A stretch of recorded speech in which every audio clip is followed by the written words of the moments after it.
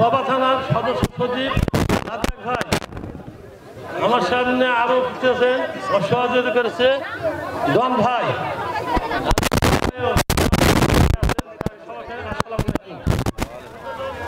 আমি খেলাটা করলাম এখানে, ছোট ভাই বড় ভাই যতটা আছেন, আমার কথাতে যদি কেউ কষ্ট পান আপনারা ক্ষমা দৃষ্টিতে দেখবেন।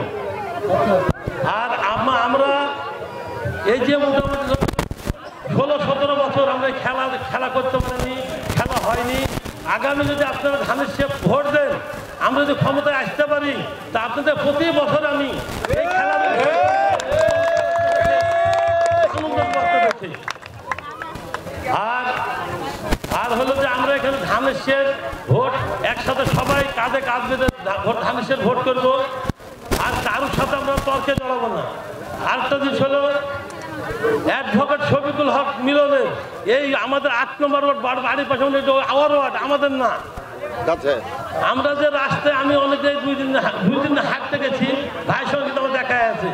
তো আমার মনে হয় যে ভাই যদি এখানে ভাইকে যদি আমরা সর্বোচ্চ ভোট দিয়ে যদি সংসদে পাঠাতে পারি, তো ভাই এই এলাকা আমাদের ওদিক না হাঁটে এদিকটা হাঁটা ঘুরে দেখবে, অঞ্চলটা ঘুরে দেখে আমাদের রাস্তার কোনো কাজ তাকে চাহেনা লাগবে না। আমরা কিন্তু একজনকে মোটামুটি 28 বছর দেখেছি। 28 বছরে কি করলো না করলো এটা আমাদের সাধারণ জনগণ সবাই জানে গেছে এবং বুঝে নিয়েছে। এবার কাকে ভোট দিলে আমাদের উন্নয়ন হবে তাকে আমরা ভোট দিয়ে জয়যুক্ত করে সংসদে পাঠাবো। এবং আমরা সুন্দরভাবে সবাই এইবার করা ভোট, নির্বারের যে ভোট যেভাবে করি বাড়ি বাড়ি, সেভাবে আমরা সবাই বলে মা বোন যারা আছি সাথে মিলে সবাই ওইভাবেই ভোট করবো। আমার এইগুলো বক্তব্য শেষ করছি।